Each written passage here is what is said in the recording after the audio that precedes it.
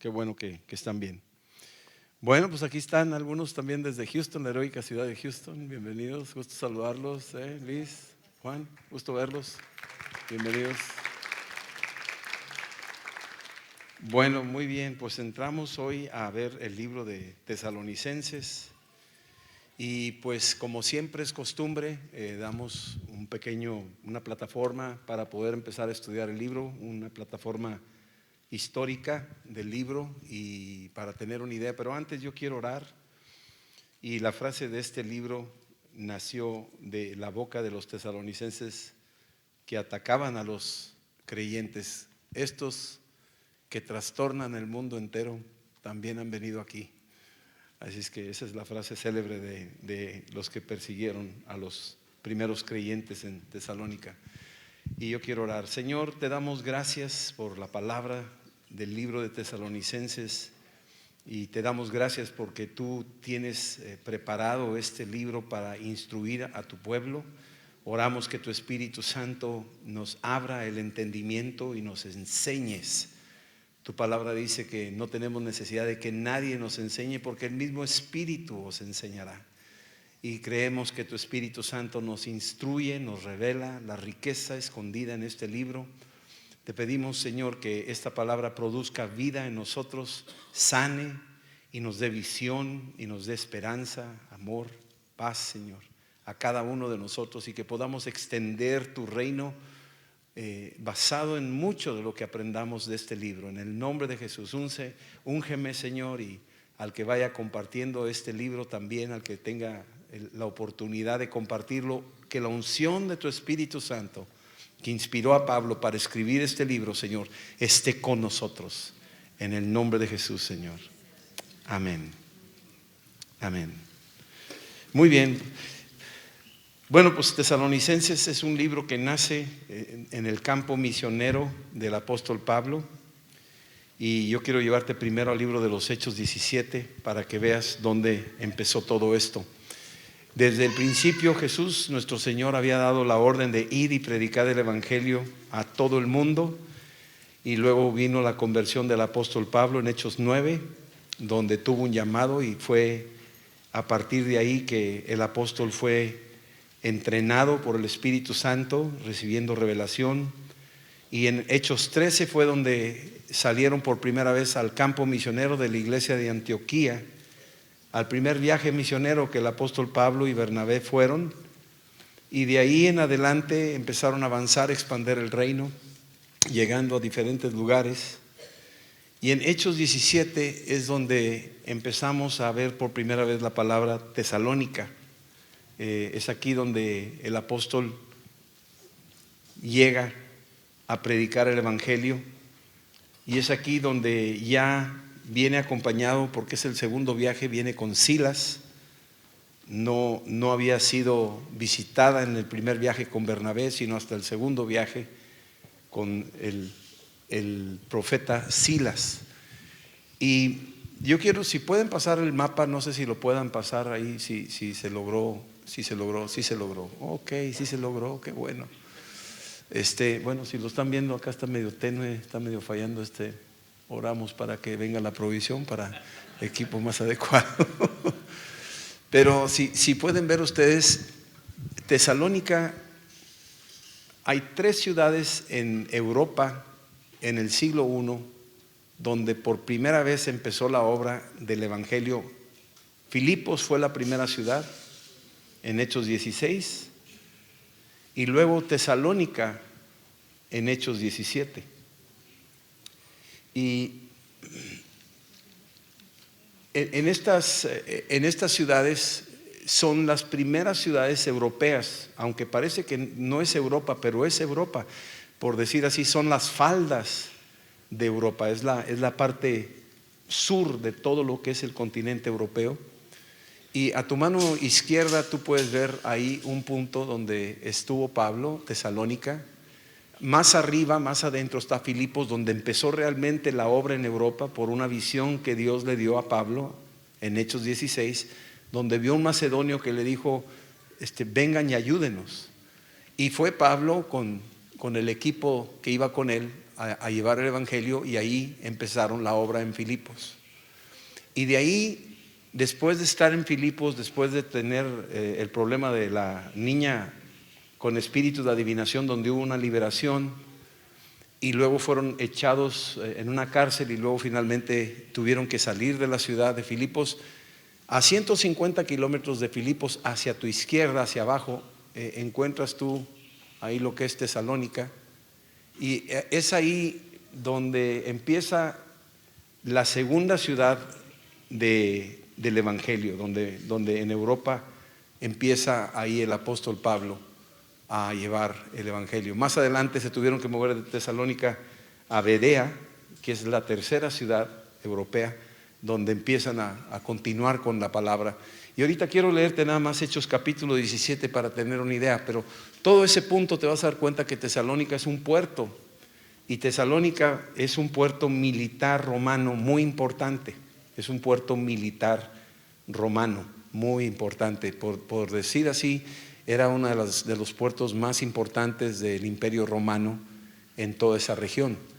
Y de ahí hay una calle o una carretera que los romanos hicieron, un empedrado, que los romanos fueron los primeros que hicieron las carreteras en todo el mundo, y ellos las hacían de piedras, y ahí por ahí pasó una calle que se llamaba la calle Ignacio, que era la carretera que comunicaba las tropas romanas de Italia, y venían y llegaban a todo lo que era Macedonia, que viene ahí, y entraban desde Macedonia y llegaban hasta lo que era Asia Menor, hasta Éfeso, que viene siendo otro puerto importante. Tesalónica era un puerto naval militar del Imperio Romano muy importante, y había mucho comercio y había mucha prosperidad, si quieres decirlo así, en esa ciudad. Tesalónica también significa, o más que significar, era el nombre de una hija de Filipo. Vamos a decirlo así, era una media hermana de Alejandro Magno, y se le puso Tesalónica en honor a esa media hermana. Así es que es el nombre de una mujer. Tesalónica era una mujer que Filipo le quiso poner a ese puerto. Filipo fue el rey de Macedonia y fue el fundador de Filipos, y fue el papá de Alejandro Magno. Entonces el nombre viene de ahí, de Tesalónica. Pero vamos a entrar a Hechos capítulo 17, nomás para tener un poquito de plataforma, y luego entramos al libro de los tesalonicenses. Dice que pasando por Anfípolis y Apolonia, llegaron a Tesalónica, a este puerto que decimos, donde había una sinagoga de los judíos. Era la estrategia del apóstol Pablo, llegar a los judíos. El libro de los Hechos habla solamente de cómo Pablo llegó a los judíos, pero en el libro de Tesalonicenses nos vamos a dar cuenta que Pablo abarcó los dos grandes grupos, los judíos y los gentiles.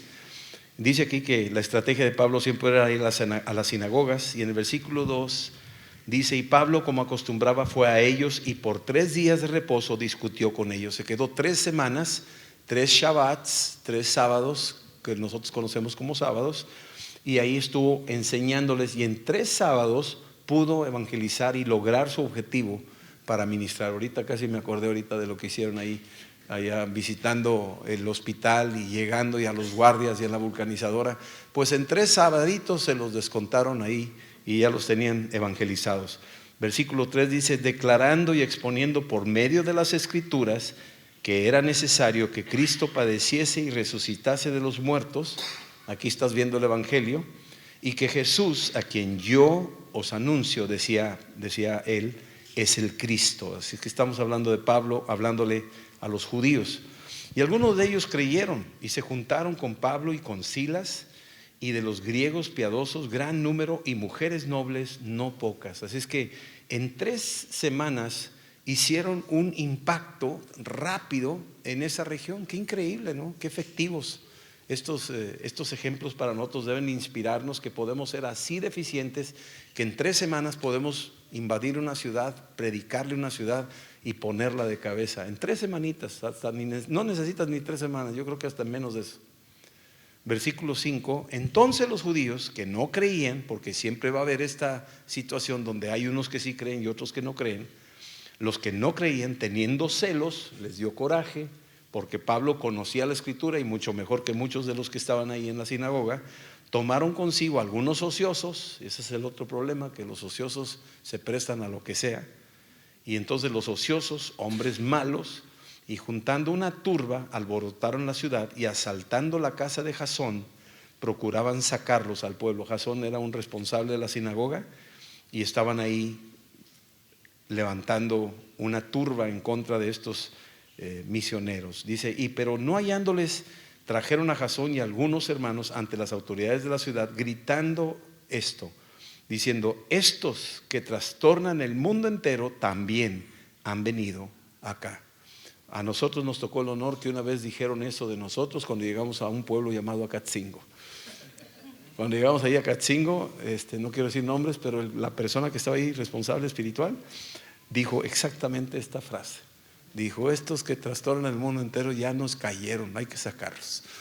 Y nos agarraron casi nos agarraron, pero gracias a Dios que estamos vivos todavía. Y dice versículo 7: a los cuales Jasón ha recibido, y todos estos contravenían los decretos de César, diciendo que hay otro rey que se llama Jesús. O sea, metían sus mentiritas, ¿verdad? Sus cuñas ahí para tratar de provocar una reacción de parte del gobierno romano, porque era una base. Acuérdense, Tesalónica era un puerto militar naval de la marina romana.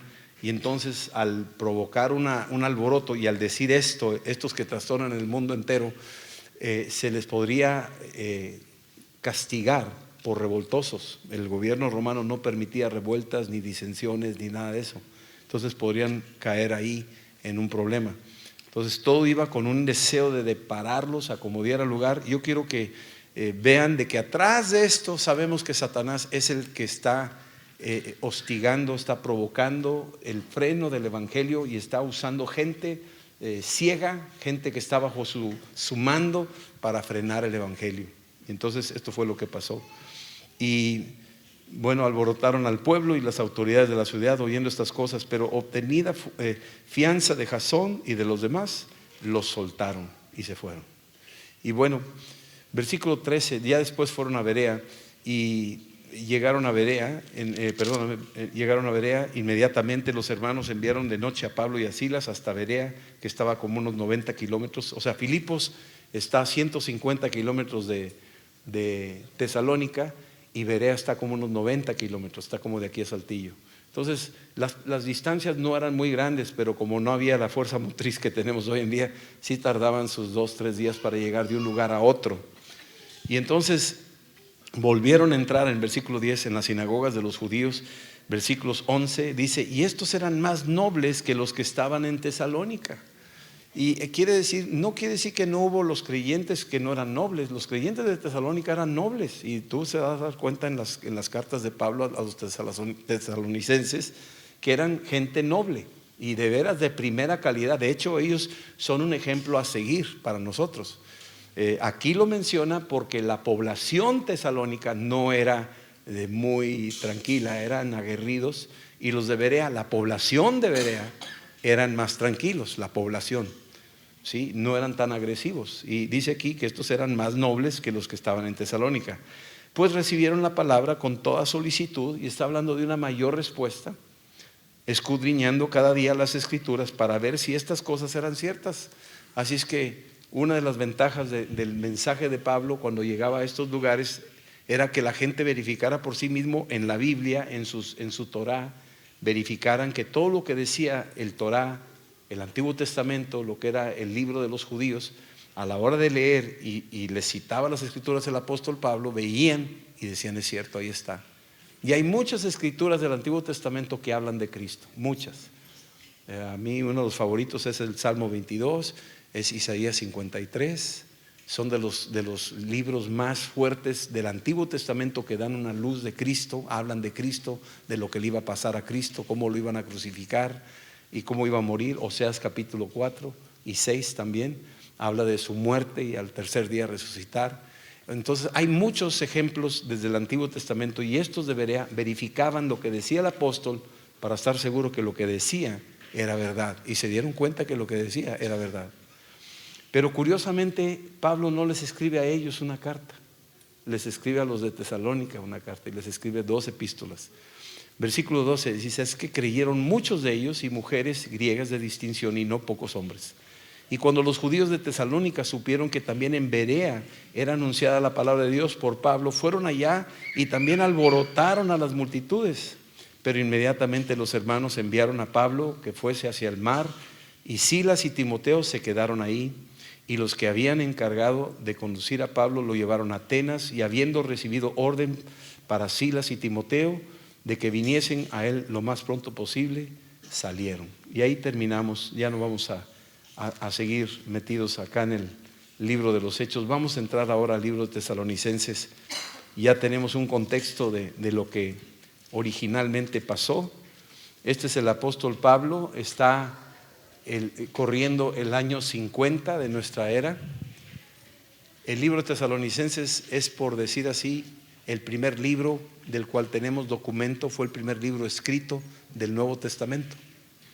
Algunos dirán: ¿pero cómo? ¿Y los evangelios no fueron los primeros?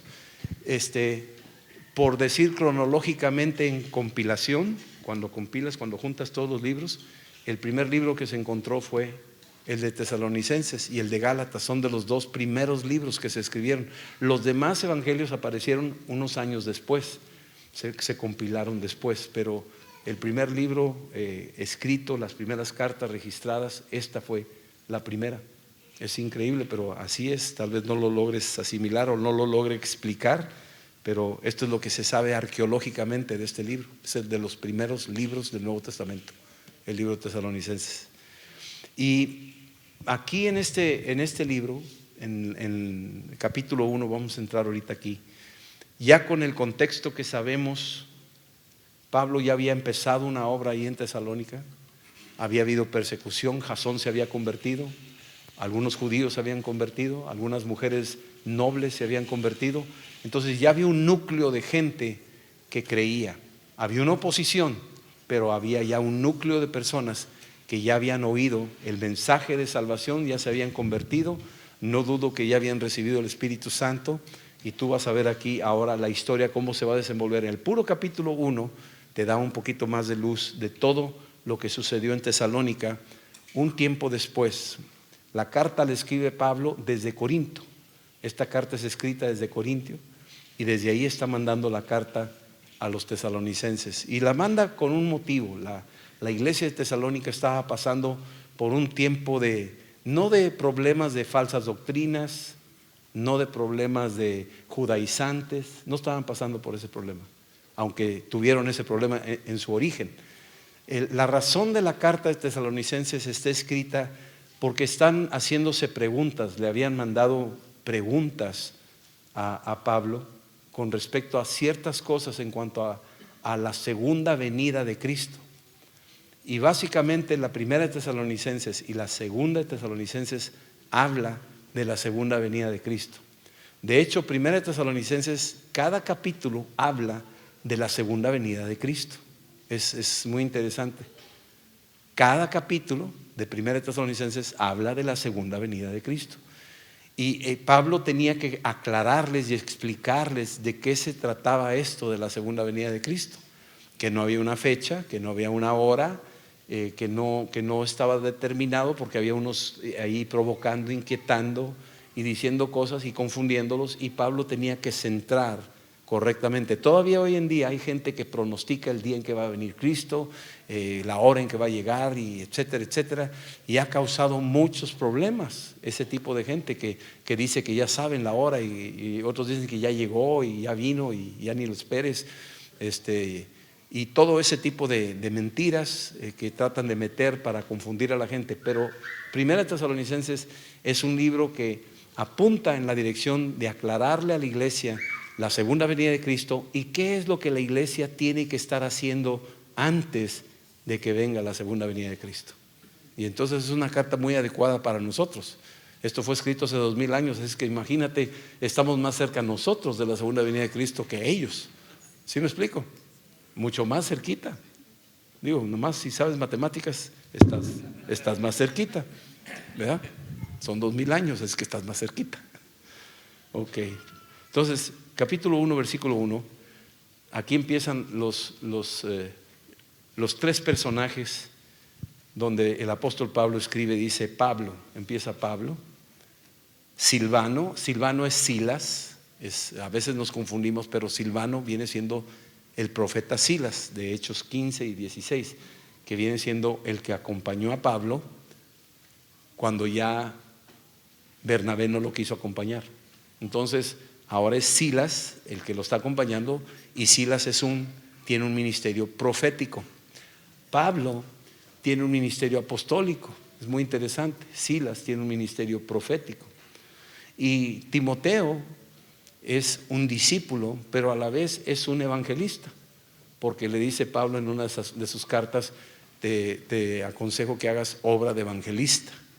Entonces estamos viendo estos tres personajes inicialmente aquí en la Biblia, que les está dirigiendo a los tesalonicenses: Pablo, Silvano y Timoteo, a la iglesia de los tesalonicenses, en Dios Padre y en el Señor Jesucristo. O sea, están diciendo, nosotros estamos en Dios, estamos en Jesucristo. Pablo, Silas y Timoteo, estamos en Dios, estamos en Jesucristo. Y dicen estas palabras: gracia y paz sean a vosotros de Dios nuestro Padre y del Señor Jesucristo. Cuando tú lees todas las epístolas de Pablo, a excepción de 3 epístolas, todas dicen gracia y paz, todas. Solamente hay 3 epístolas, 1 Timoteo, 2 Timoteo y Tito, que no dicen gracia y paz, nada más dicen gracia, misericordia y paz. Y yo me preguntaba por qué en esas 3 epístolas pone misericordia y en estas no. Y da la impresión que cuando tú lees esas cartas, te das cuenta que Pablo está muy cerca del fin y empieza a hablar de misericordia un poco más en serio, más fuerte. Gracia, misericordia y paz. Eso viene en 1 y 2 de Tito, y luego de 1 y 2 Timoteo y Tito. Aquí solamente aparece gracia y paz. Gracia está hablando de la provisión de Dios que da a todos abundantemente. Está hablando de paz sobre ellos. La oración de Pablo por la iglesia tesalónica es que sea una iglesia que esté llena de gracia, que esté con el favor de Dios, que esté siempre bajo esa oportunidad que Dios le dio a esas personas. Ahorita van a ver una palabra que usa Pablo. Entonces, gracia y paz sean a vosotros de Dios nuestro Padre y del Señor Jesucristo. Aquí estamos viendo cómo Pablo continuamente está uniendo estos dos, el Padre y el Hijo, para que empiecen a entender el concepto, y más adelante aparece el Espíritu Santo, de la Trinidad, del concepto de que mi Padre y yo uno somos, dice ahí en Juan 10:30. Y entonces versículo 2 dice: damos siempre gracias a Dios por todos vosotros, haciendo memoria de vosotros en nuestras oraciones. Cualquiera que lea esto, tú lo dices, tú lo ves y tú dices, está exagerando. Damos siempre gracias a Dios por todos vosotros. ¿A poco siempre? Y aquí está el apóstol hablando en serio, está diciendo, yo le doy gracias a Dios siempre por todos ustedes. Aquí empiezas a darte cuenta algo que estaba en el corazón de Pablo con esa iglesia. Era un grupo que había dejado una huella, había dejado un ejemplo, y Pablo estaba agradecido a Dios por la vida de ese grupo, de esa gente en Tesalónica. Dice, le damos gracias siempre a Dios por todos ustedes, haciendo memoria de ustedes en nuestras oraciones. Así es que la oración también es un tiempo de hacer memoria. Cuando tú estás orando, tú puedes hacer memoria, tú te puedes acordar de gente en tus tiempos devocionales. El Espíritu te puede recordar personas a las cuales tú vas a estar orando por ellos en tus tiempos devocionales. Y a veces Dios pone una carga especial en tu corazón de orar siempre por la misma gente, de orar siempre. Dios puede poner esa carga en ti. Dice versículo 3, acordándonos sin cesar. Parece exagerado todo esto. Me acuerdo siempre y hago memoria de ustedes, ¿sí?, en mis oraciones, y acordándonos sin cesar delante del Dios y Padre nuestro de la obra de vuestra fe. O sea, ellos se acordaban sin cesar de la obra. Silas había participado en esta obra, también Timoteo estuvo ahí presente, porque nos dice que también fue llamado en el capítulo 16 para el servicio. Pablo se lo tomó. Así es que estos participaron en esa experiencia. El mismo Lucas estuvo ahí en esa experiencia, aunque tal vez ya en el capítulo 17 de Tesalónica ya no estaba Lucas acompañándolos, porque se quedó en Filipos. Pero estos tres sí estuvieron cuando nació esa obra. Y dice que se acuerdan, yo creo que se reían o tal vez convivían y dicen, oye, qué bárbaro, qué. Y no se la acababan de platicar y de convivir y de decir, fíjate cómo ¿te acuerdas cómo se entregaron? Y te acuerdas cómo pasó, y te acuerdas, todavía lo platicamos cuando me platican a mí de Acatzingo y yo me junto con Martín o con Adriana o lo compartimos con otros, nos acordamos de cómo nos tocó a nosotros ese pueblito chiquitillo y lo que pasó ahí. No se te olvidan las cosas que Dios hace.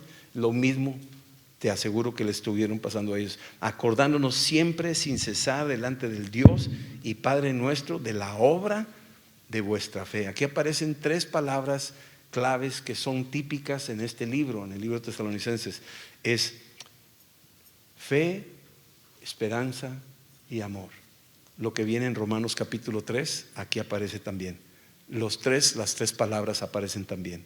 Dice, acordándonos sin cesar delante del Dios y Padre nuestro de la obra de vuestra fe. Es decir, la fe era no es solamente una experiencia personal de que yo recibo a Cristo, no, la obra de vuestra fe. Algo, la fe de ellos hacía algo, era una acción, no es nada más una emoción, era una acción que producía la fe de ellos, del trabajo de vuestro amor. El amor que ellos tenían entre ellos y el amor a la obra y el amor al Señor, el amor a su palabra, los ponía a trabajar. Yo te puedo decir esto, el motor de la iglesia es el amor. El motor de la iglesia es el amor, es lo que nos pone a trabajar, es lo que hace que Genaro y Laura preparen toda una estrategia para preparar a todo el equipo y salir a las misiones. Es un amor, no es nomás aficiones así de que pues, eso es su afición, no es una afición, es algo que le da vida a la iglesia, es un amor que pone Dios en los corazones de ciertas personas para hacer cosas como las hace un Homero. Aquí te lo está diciendo, es el trabajo de su amor. Eso nos pone a todos a trabajar. A todos nos pone a trabajar. Si tú tienes amor, tú no te puedes quedar callado, te pone a trabajar. Y te pone a trabajar para el reino, porque tienes amor, amas las almas, amas al Señor, amas a tu prójimo y no te puedes quedar callado. Ese es el motor de la iglesia, el amor. Y eso es lo que hace que la máquina se mueva, que la iglesia se mueva, que la iglesia sea una iglesia viva, activa, participativa, involucrada, comprometida, porque estamos enamorados. Amamos a Dios y amamos a nuestro prójimo como amarnos a nosotros mismos, y con eso cumplimos la ley. ¿Sí? Entonces es indispensable estos ingredientes. Así es que dice, yo veo la obra de vuestra fe, veo el fruto de la fe de ustedes y veo el trabajo del amor que ustedes tienen, y luego dice, y de vuestra constancia en la esperanza de nuestro Señor Jesucristo. O sea, ustedes no quitan el dedo del renglón de la esperanza. ¿Sí? Alguien dijo por ahí, la fe es el pasado, es algo que ya sucedió, el amor es el presente y la esperanza es el futuro. ¿Sí? La fe es algo que yo ya tomé una decisión por Cristo, el amor es lo que me mantiene firme sirviéndole al Señor, y la esperanza de aquello que yo voy a encontrarme tarde que temprano con el Señor. Fíjate que me estuve viendo hace unos días, me dieron unos videos que habíamos tenido en unos cassettes y Rafita me hizo el favor de pasarlos en un CD para poderlos ver, y son videos de hace 10 años y me vi, yo dije, ay, cómo hemos cambiado. Sí, y me doy cuenta y dije, caray, fíjate, esto fue hace 10 años, mira cómo estoy ahora. No, estás bien cambiado. Y luego me digo, wow, y de aquí a otros 10 años cómo va a estar la cosa, pues quién sabe, hermano, pero ruégale a Dios, ¿verdad? Pero ¿sabes qué? tenemos esperanza. Aunque pasen 100 años, tenemos la esperanza. Es maravilloso eso. Así es que la constancia en la esperanza, o sea, que no quitas el dedo del renglón, ¿sí? No es nada más optimismo, no es nada más tener optimismo del futuro, no estamos hablando de eso, ¿sí? Estamos hablando de que estás seguro de que hay algo. Tú ya tienes algo asegurado. Y esa es la fe, la certeza de lo que se espera, la convicción de lo que no se ve. Estamos convencidos, ¿sí? Ahora versículo 4. Porque conocemos, está en Corintio, escucha bien esto. Hay dos regiones, es la parte norte y la parte sur. La parte norte es Macedonia, la parte sur es Acaya. Son las dos regiones en la época de Pablo. La parte norte era Macedonia, la parte sur es Acaya. Donde está Corintio es Acaya, y donde está el apóstol dirigiendo la carta es a Macedonia, es a Europa, donde está Tesalónica. Entonces dice: conocemos, hermanos amados de Dios, vuestra elección. Y pensaríamos que es una elección de ellos eligieron, pero realmente está refiriéndose a que ustedes han sido escogidos. Conocemos que ustedes han sido elegidos. Conocemos su elección, la conocemos. Y aquí hay nada más una verdad: si tú eres un elegido, si tú eres un escogido, si tú has resultado favorecido en una elección, como ahorita andan los gobernantes buscando votos, a ver quién queda. El que quede, pues quedó electo. Pero a la hora de quedar electo, queda bajo una tremenda y terrible responsabilidad. Así es que desde ahí les empieza a decir: ustedes, sí, amados de Dios, conocemos vuestra elección. Versículo 5. Pues nuestro evangelio no llegó a ustedes con palabras solamente. Aquí está hablando el apóstol Pablo que el evangelio no consiste nada más. Repite conmigo esta oración para que recibas a Cristo. O sea, no es nada más repetir una oración para recibir a Cristo, sino nuestro evangelio no llegó con palabras solamente. Algo pasó cuando oyeron el evangelio. Este domingo pasado lo vimos nosotros. Yo vi algo muy hermoso este domingo. No sé si lo vieron, pero cuando el Espíritu Santo tocó la gente, había gente tocada. Algunos de ustedes estaban aquí llorando. Gente sin más que un encuentro con Dios, un toque de Dios. Y estaba hablando aquí que el evangelio no llegó a ustedes con palabras solamente, sino también con poder, en el Espíritu Santo. Aquí ya aparece por primera vez la palabra Espíritu Santo en esta epístola. Y hasta el Padre, y hasta el Hijo, y ahora aparece el Espíritu Santo. Dice: ustedes oyeron el evangelio, no solo palabras, sino también el poder en el Espíritu Santo. Y en plena certidumbre, o sea, plena certidumbre, estamos hablando plena certeza, estamos hablando de totalmente llenos de fe, como bien sabéis cuáles fuimos entre vosotros por amor de ustedes. O sea, el apóstol Pablo está diciendo: nuestro ejemplo entre ustedes se dieron cuenta cómo nos comportamos en medio de ustedes. Él lo menciona en Hechos 20, donde dice Pablo: yo no vine como el señorío, enseñorearme de ustedes. Ustedes vieron cómo llegamos entre ustedes, en la manera en que llegamos, lo que padecimos por estar entre ustedes, cómo sufrimos la persecución, cómo nos amenazaron de muerte y cómo tuvimos que salir de huida de Tesalónica para escondernos en Berea, y luego nos persiguieron en Berea y tuvimos que movernos hasta Atenas porque iban detrás de nosotros. Ustedes vieron nuestro estilo de vida en plena certidumbre, como bien sabéis cuáles fuimos entre vosotros por amor de ustedes. Nosotros estuvimos ahí por amor a ustedes. Fuimos a Tesalónica por amor a ustedes. Versículo que sigue, versículo 6. Y ustedes, cuando vieron todo esto que hicimos, Cuando vieron nuestro ejemplo de ir a ministrarles, a compartirles por amor a ustedes, cuando ustedes vieron que no nomás les predicábamos con palabra, sino también en el poder del Espíritu Santo, cuando ustedes vieron eso, ustedes dijeron: yo también quiero eso, yo también quiero ser como ellos, me cae eso es lo que yo tengo como meta en mi vida, yo los quiero imitar. Y aquí es donde lo menciona el apóstol Pablo. Y ustedes vinieron a ser imitadores nuestros. Ustedes vieron algo que les retó y ustedes dijeron: esto es lo que yo quiero en mi vida, este modelo, yo quiero ser así. Ustedes han venido a ser imitadores de nosotros. En otra parte dice: así como nosotros somos imitadores de Cristo. ¿Verdad que sí? Bueno, aquí lo dice de otra manera: ustedes han venido a ser imitadores de nosotros y del Señor. ¿Por qué? Porque nosotros imitamos al Señor.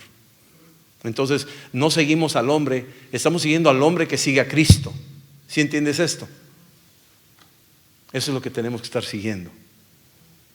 Recibiendo la palabra en medio de gran tribulación. No es fácil. El creer en Cristo, muchos no pagamos un precio. Hay gente que paga un precio. En un país musulmán que tú recibas a Cristo, una familia que se convierta a Cristo que es musulmana, hay un precio que se paga. ¿Sí? Yo lo he catalogado en 3 niveles. Uno es la persecución del desaire y de que: ay, ya te metiste con los hermanitos, ya no me hables, ya no quiero nada. Ese es un tipo de persecución. Y luego viene otro grado de persecución, cuando te detienen y te meten a la cárcel porque estás predicando a Cristo, y eso no se hace aquí, te meten a la cárcel. Y el tercer grado es cuando te cortan la cabeza por seguir a Cristo. Ese es el más serio. Y esos 3 niveles existen.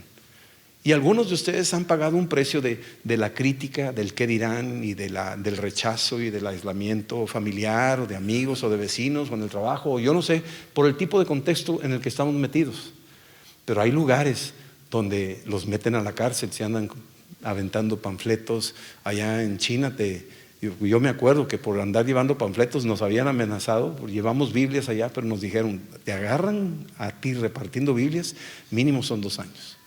Aunque seas extranjero, son 2 años por meter Biblias a China. Hoy en día ya no es tanto así, pero cuando fuimos con esos estudiantes en aquella ocasión, eran 2 años mínimo. Entonces es un grado, ¿sí? Pero hay lugares donde lo estamos viendo en las noticias, que le cortan la cabeza por ser cristiano, y es el nivel más alto. Entonces aquí está diciendo: recibiendo la palabra, versículo 6, en medio de gran tribulación, con gozo del Espíritu Santo.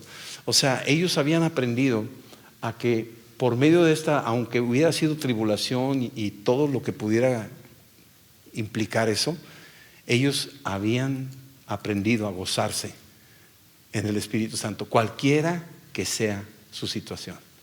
Ellos aprendieron esa llave, ese misterio.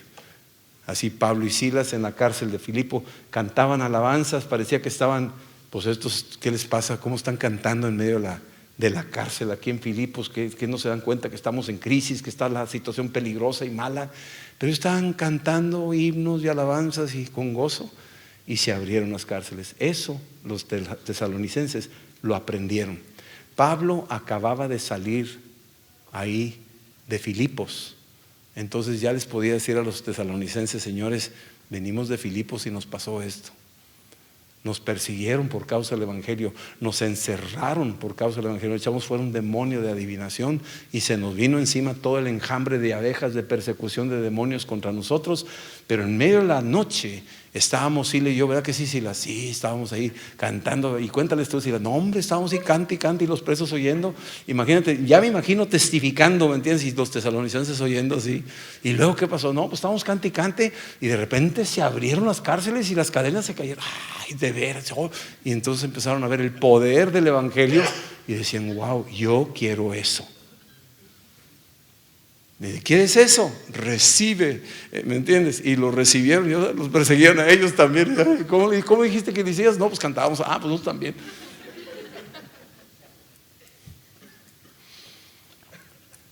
Versículo 7: de tal manera que habéis sido ejemplo. Y aquí empieza a exaltar a esta iglesia, empieza a levantarla, a decirle: señores, estoy en Corintio Y desde Corintio yo les quiero decir, estoy en medio de una bola de cabezones acá en Corintio. Las cartas a los tesalonicenses son 5 capítulos en una y 3 capítulos en otra. Y a los de Corintio son 16 capítulos en una y 14, 15 capítulos en otra. O sea, son un chorro de capítulos a los corintios porque son retecabezones. Pero son más tranquilos, ustedes son un ejemplo, hermano. Pero ahorita vas a ver por qué son un ejemplo. Y si ustedes son un ejemplo a todos los de Macedonia, Tesalónica vino a ser un ejemplo a los de Berea, que eran más nobles. Vino a ser un ejemplo a los de Filipos, ahí con Lidia. Estos eran un ejemplo a ellos. Era punta este grupo. Y podría haber sido de que tú dijeras, pues es el grupo más difícil, es el que menos promete. Pues aparentemente, pero a la larga es el que más fruto dio. Es el que más fruto dio. Así es que eso digo de los de Juárez, que parece que no pinta, pero va a pintar.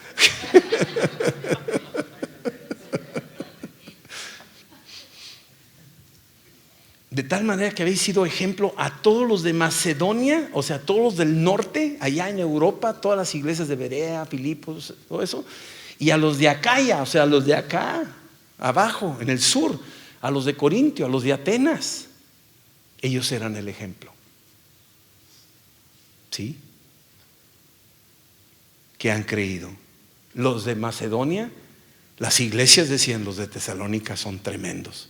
Y los de Corintio y los de Atenas y las iglesias que habían crecido por acá decían, no hombre, los de Tesalónica, mis respetos, hermano. Era una iglesia de prestigio, reconocidos por lo que vivían, por lo que hacían, cómo hacían las cosas.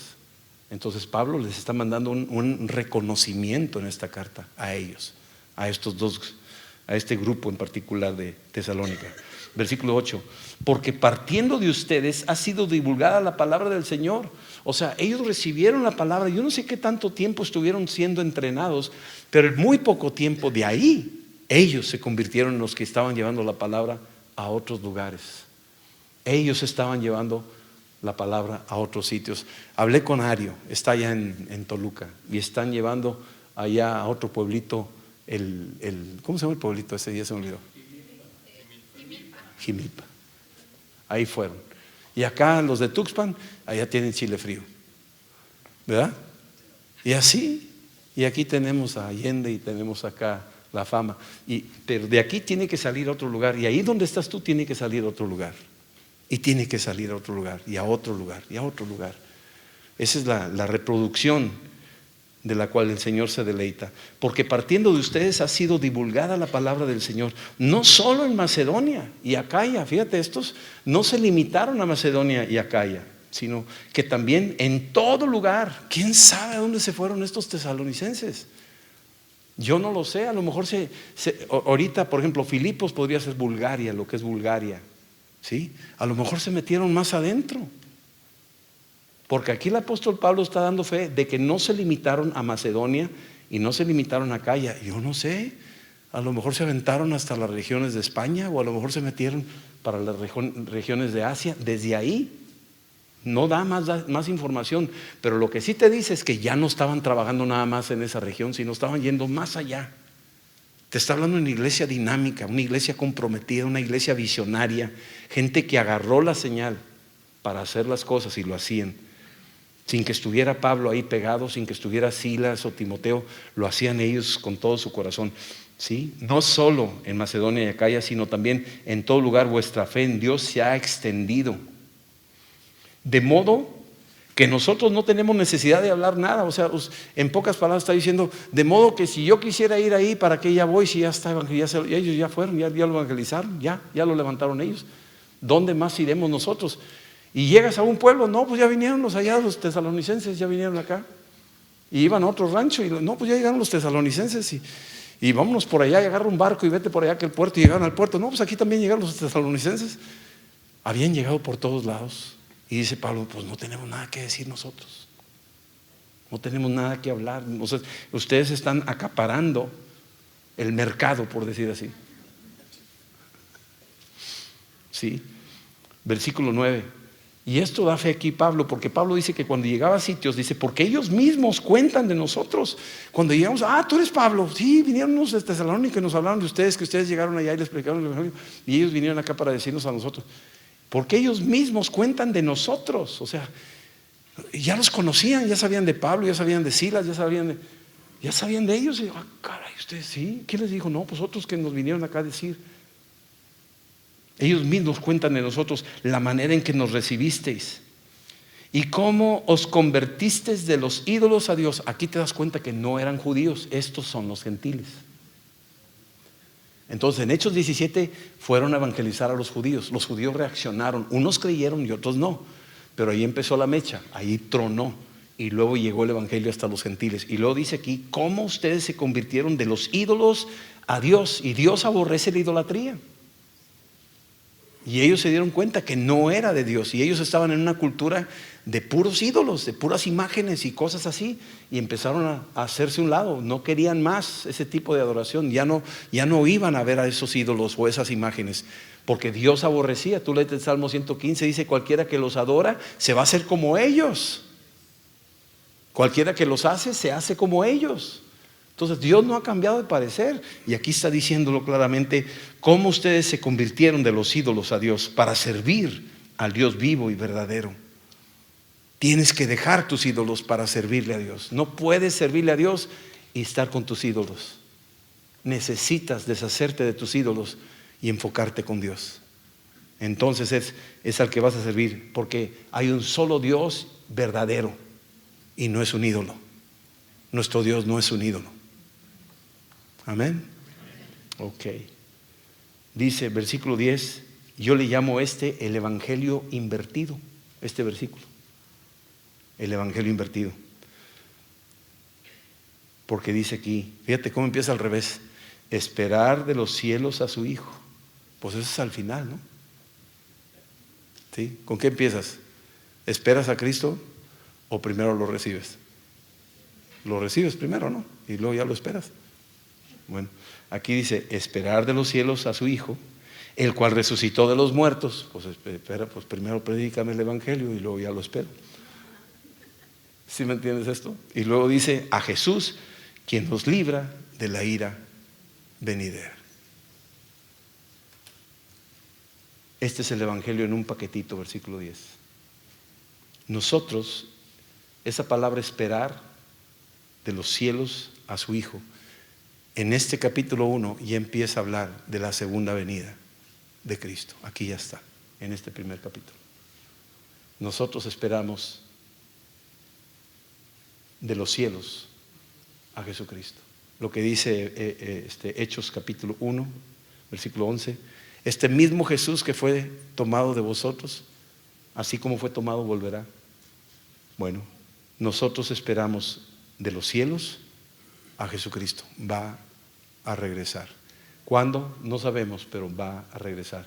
Y aquí el apóstol empieza a preparar el corazón de ellos, porque tenían sus preguntas con respecto a la segunda venida. Pero ya les preparó todo esto. Les está diciendo, señores, ustedes corren bien, ustedes son conocidos en muchas partes, lo que están haciendo es tremendo.